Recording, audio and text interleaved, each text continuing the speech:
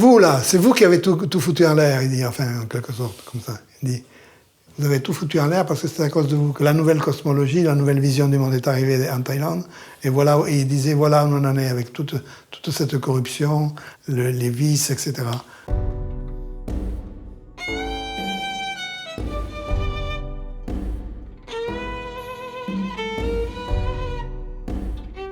Dans votre article de 2016, La triple crise du bouddhisme en Thaïlande, vous évoquez le déclin numérique des taux d'entrée dans la vie religieuse.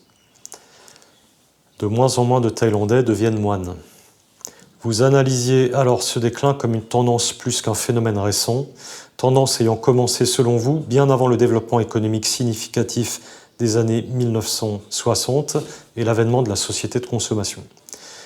Puis vous évoquez les 3 crises de la religion bouddhiste en Thaïlande. Une première crise est liée à la scolarisation universelle, les politiques d'éducation moderne influençant à la baisse les taux d'entrée dans la vie monastique des jeunes hommes, les familles privilégiant, quand elles le peuvent financièrement, l'éducation formelle à l'ordination religieuse.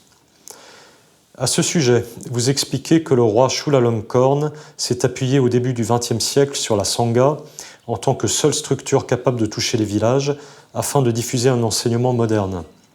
L'apprentissage du seul alphabet thaïlandais permettait alors notamment de renforcer le pouvoir central de Bangkok sur l'ensemble du territoire, et les moines devenaient ainsi, à partir de 1898, les premiers enseignants du nouveau ministère de l'Éducation nationale. Ils ont depuis été remplacés en quasi-totalité par des enseignants laïcs.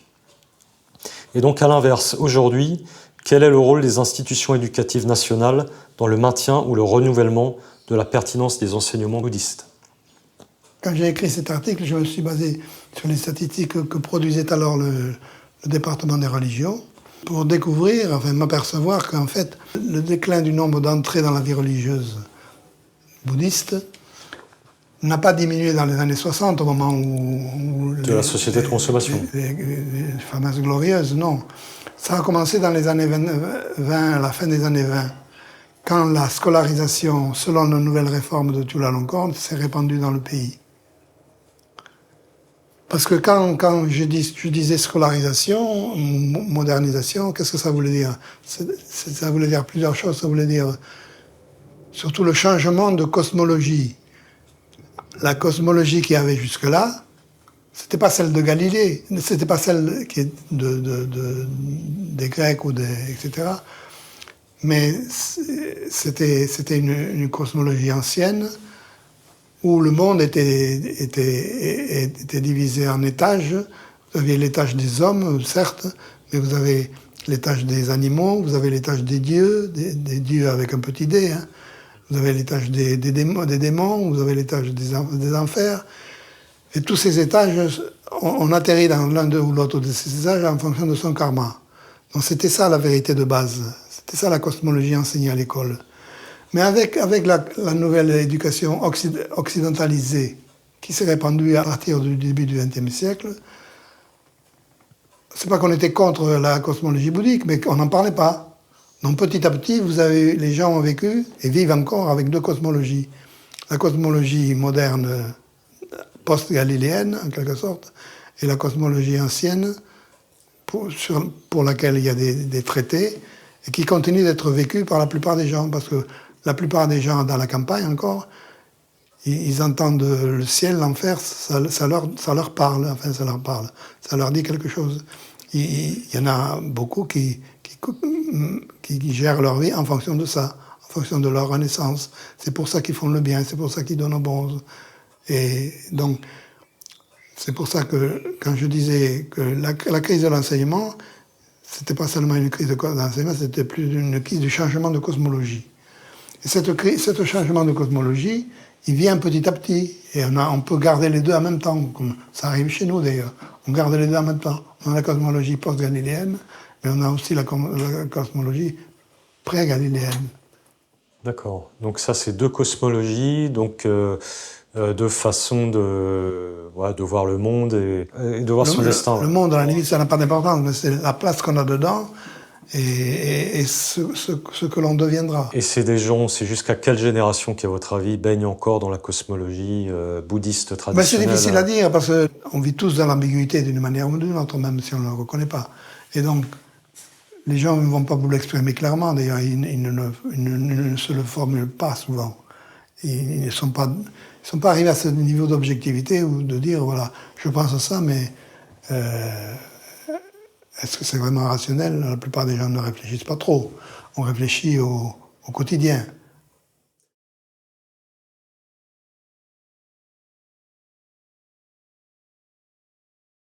Alors donc, la politique qui a visé à se baser sur la Sangha pour diffuser cet enseignement moderne, et cette nouvelle cosmologie a été faite en s'appuyant sur la Sangha, donc sur les moines. Alors il faut un peu expliciter ce que vous dites, c'est-à-dire que le roi Chulalongkorn, à la fin du 19e siècle, d'abord il n'avait pas utilisé le monastère, il voulait faire sa réforme lui, avec son pouvoir administratif de roi. Puis ça n'avait pas marché, ça n'avait pas réussi. Puis il avait son demi-frère qui était bonze et patriarche de tous les moines de Thaïlande, qui lui a dit, si tu veux, je mets tous les monastères de Thaïlande à ton disposition pour y installer des écoles. Et alors, ça a marché. C'est-à-dire, les premières écoles gouvernementales ont été construites souvent dans des monastères, avec la bénédiction des bonzes, avec parfois des bonzes qui ont enseigné un peu.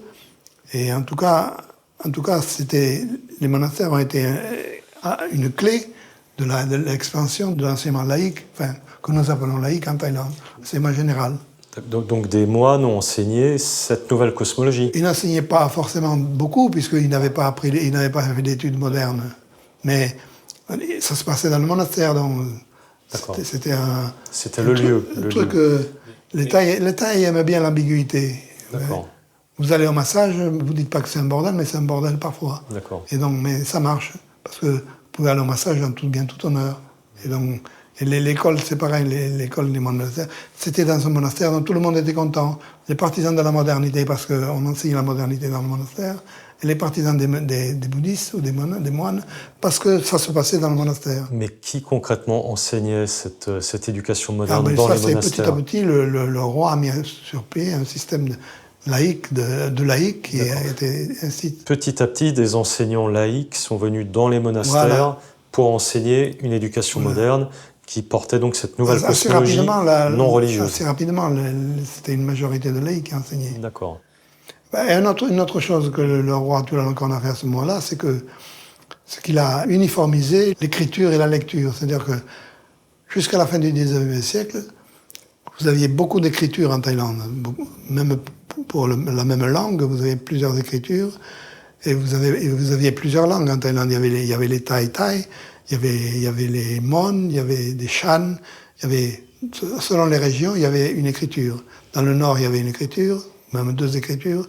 Dans le nord-est, il y avait une écriture qui était proche du Lao. Dans le centre de la Thaïlande, il y avait le Mon.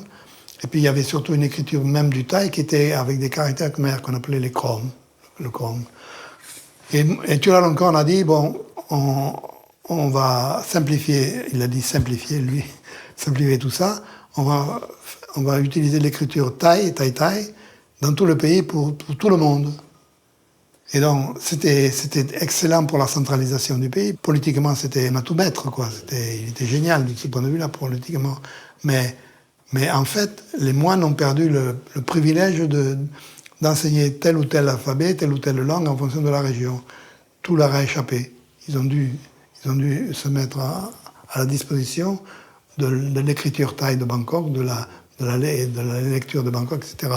Donc, ils n'étaient plus les maîtres exclusifs de l'enseignement de l'écriture. Tous les textes devaient petit à petit être transformés en écriture thaï. Et donc ça s'est pas fait du jour au lendemain. C'est pour ça que j'avais remarqué que les années 20, la fin des années 20 était importante, parce que c'est la période où le nouveau système d'écriture et de lecture s'était généralisé, avait eu le temps de se généraliser. Et ça a commencé dans les années 1900. D'accord, donc on a bien une éducation nationale qui s'appuie sur la Sangha pour démarrer à l'échelle nationale, une éducation uniformisée au niveau de l'alphabet, plus moderne, qui amène une cosmologie laïque pour la vision du monde. Cosmologie occidentale. Et en retour, est-ce que aujourd'hui, l'éducation nationale, en quoi est-ce qu'elle aide à promouvoir les idées bouddhiques? D'une certaine manière, puisque l'enseignement du bouddhisme se fait en écriture thaï, et donc le ministère de l'Éducation nationale thaï oblige les enseignants à enseigner un cours de morale dans lequel il y a l'enseignement du bouddhisme et de la religion. Mais le problème, c'est que ça ne s'est pas fait sans dégâts. C'est-à-dire, moi, je peux vous raconter une anecdote. Il y a 20 ou 30 ans, je vais voir le supérieur général des moines de la province de Chiang Mai, c'est-à-dire un peu l'évêque, si vous voulez, de Chiang Mai. Je vais le voir, on discute, etc. Je l'avais déjà vu avant. Puis à un moment, il se met en rogne un peu. Il me dit, vous là, c'est vous qui avez tout foutu en l'air. Il dit, enfin, en quelque sorte, comme ça. Il dit, quand il me disait vous, c'était pas moi le Bouddha, hein, c'était vous, les Occidentaux. Vous avez tout foutu en l'air parce que c'est à cause de vous que la nouvelle enfin, il l'a pas dit comme ça, mais que la nouvelle cosmologie, la nouvelle vision du monde est arrivée en Thaïlande. Et voilà, et il disait, voilà où on en est avec toute cette corruption, les vices, etc. Ah, pour lui, le vice est entré par la modernité. Naturellement, oui. Donc là, vous y voyez une première crise, la première des 3 crises, qui est directement liée à la baisse des taux d'ordination, quand vous écrivez cet article. Oui, on est d'accord. Oui, si c'était moi, si c'était mes mots. C'est bien vous, c'est bien votre article. Alors, on n'a pas forcément bien compris, mais c'est bien vous qui l'avez écrit.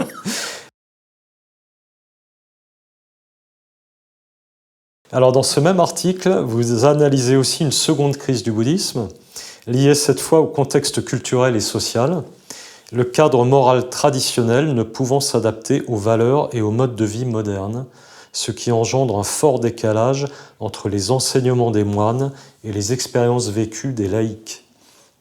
Comment expliquez-vous l'écart croissant entre la perception de la vie monastique traditionnelle et les aspirations contemporaines?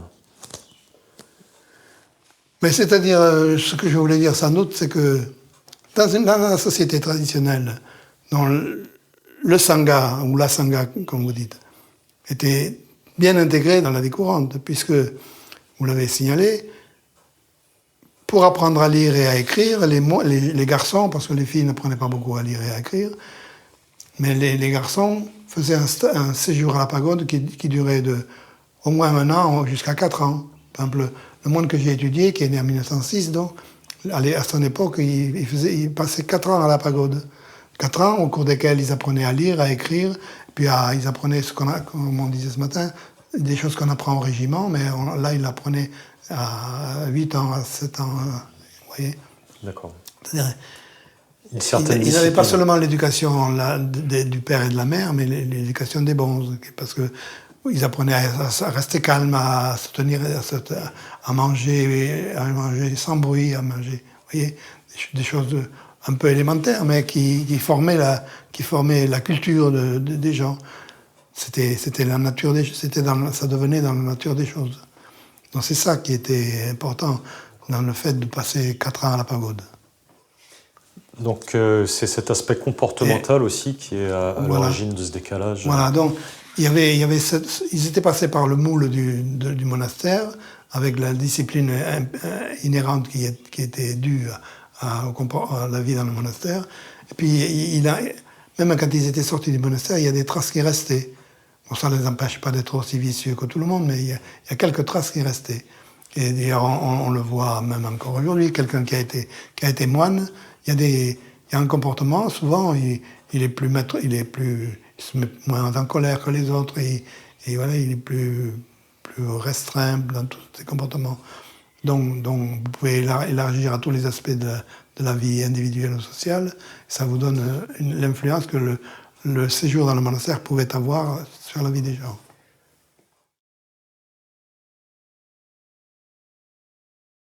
Alors, toujours dans le même article, vous décrivez enfin une 3e crise du bouddhisme, cette fois une crise d'autorité, liée aux structures disciplinaires et hiérarchiques du bouddhisme qui ne sont plus adaptées aux réalités modernes. entraînant là aussi une perte de crédibilité et de pertinence auprès des laïcs. C'est-à-dire que certaines dérives ne sont plus sanctionnées ou encadrées comme avant, entraînant régulièrement des scandales retentissants dans la société du fait du comportement de certains moines, on en parlait tout à l'heure, s'écartant totalement des règles religieuses. Déni de l'abstinence, de la pauvreté matérielle, consommation d'alcool, détournement de dons faits au temple, comme on le disait. Donc pour résumer votre article, manque de sanction des dérives de certains moines, manque de pertinence des enseignements dans le contexte sociétal actuel, scolarisation universelle dont le contenu échappe à la sphère religieuse, les causes principales de la diminution des vocations monastiques en Thaïlande seraient donc principalement liées à l'organisation de la Sangha.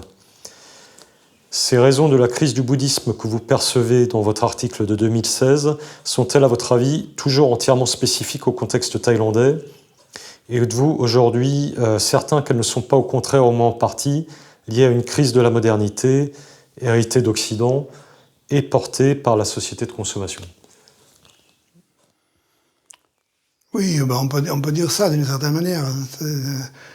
Les problèmes que l'on a ici actuellement et ceux que nous avons en Occident, c'est un peu lié. Vous avez, même en Occident, enfin, moi qui ai eu une éducation quasi religieuse dans un établissement chrétien, il y a des choses que j'ai assimilées sans le faire exprès, pas au cours de mes 7 années d'internat, que les jeunes d'aujourd'hui n'ont pas. Il y a des choses qui me semblent naturelles et qui ne le sont plus aujourd'hui. Parce qu'aujourd'hui, c'est la liberté, pour le coup, c'est la liberté assez totale. Les parents ont de plus en plus de mal à gérer le temps de leurs enfants. Moi, quand j'étais jeune, quand j'étais à la maison, il n'y avait pas de télé. S'il y avait une radio, mais c'était pour écouter les informations, surtout. Peut-être le jeu des 1000 francs ou des choses comme ça. Mais ça n'allait pas très loin, il n'y avait pas beaucoup d'émissions culturelles.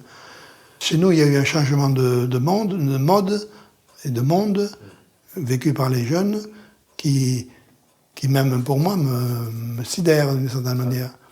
Mais ici, c'est un peu la même chose. C'est la même chose. Donc on voit la même chose arriver ici. Oui. Donc voilà, donc là on est bien dans un changement de société porté par les modes de vie. Voilà. D'accord.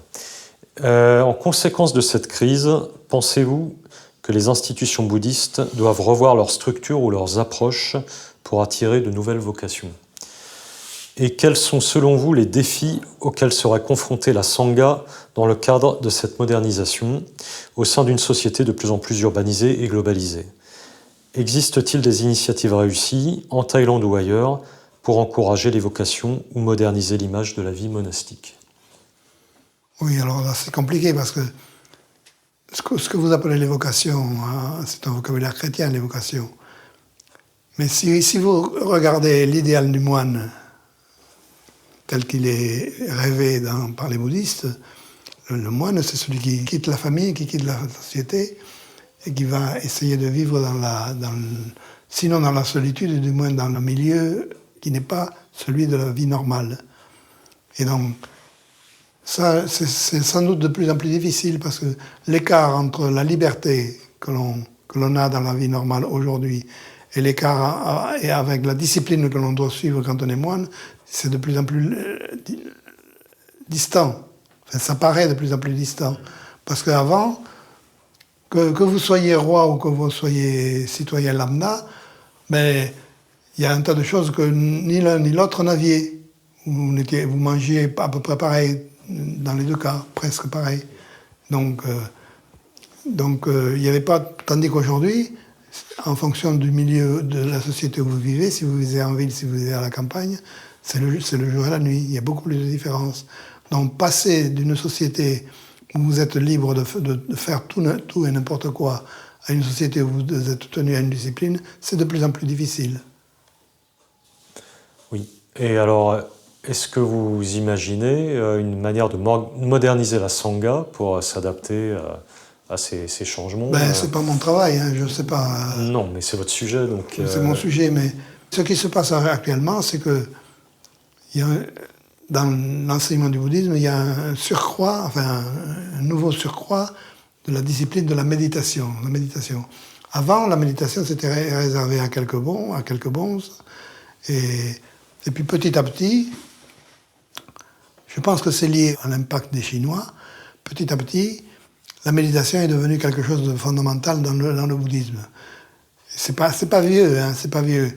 Je me souviens, il y a une trentaine d'années, je reçois une lettre d'une Anglaise qui était bouddhiste, qui me dit je veux venir à Chiang Mai et je veux pratiquer la méditation en ville. Mais à l'époque, j'avais un seul monastère où il y avait un maître de méditation à Chiang Mai, alors qu'à Chiang Mai, il y a des dizaines, peut-être des centaines de monastères. Il n'y avait qu'un seul monastère où on enseignait la méditation.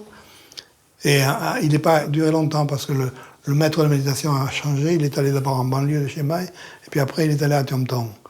Et donc, cette pauvre Anglaise, elle était complètement scandalisée que tous les monastères ne sont pas des monastères de méditation. J'ai l'impression qu'actuellement, la méditation est devenue à la mode, en quelque sorte. Beaucoup de laïcs se sont mis à pratiquer la méditation. Des bons se sont spécialisés dans l'enseignement des méthodes de méditation. Et peut-être c'est une voie par laquelle pas un nouveau bouddhisme, mais une nouvelle façon de vivre le bouddhisme peut se prolonger et peut-être se développer, on le verra. On ne sait pas. Et par rapport à l'organisation administrative de la Sangha, est-ce qu'il vous semble qu'il y a des évolutions nécessaires dans le contexte contemporain? Mais là, c'est un sujet difficile. Le bon, ce que j'ai étudié, il a beaucoup critiqué le fonctionnement du bouddhisme, mais il n'a pas voulu toucher au fonctionnement de la Sangha, parce qu'il a dit c'est pas la peine d'y penser, c'est pas pensable de changer les choses. Pourquoi peut-être trop d'intérêts en jeu, c'est ça oui, les institutions sont difficiles à des intérêts en jeu. Lui, il était venu à Bangkok, venant de sa campagne, il était venu à Bangkok. Qu'est-ce qu'il avait remarqué? C'est qu'il n'y a qu'une chose qui intéressait les bons. Enfin, il l'a dit lui-même, non. Je ne dis pas de mal en disant ça. Il le disait lui-même. Ce qui intéressait les bons, c'est la carrière. La carrière, étudier le pali, pourquoi? Pas pour mieux pratiquer le pali ou l'enseignement du Bouddha, mais pour avoir un degré supérieur dans la hiérarchie du bouddhisme. Alors, il n'y avait sans doute pas que ça, mais lui, il a vu ça, et c'est pour ça qu'il est vite rentré dans sa province. Parce qu'il a dit, moi, je vais essayer de pratiquer l'enseignement du Bouddha dans un monastère, dans la forêt pratiquement.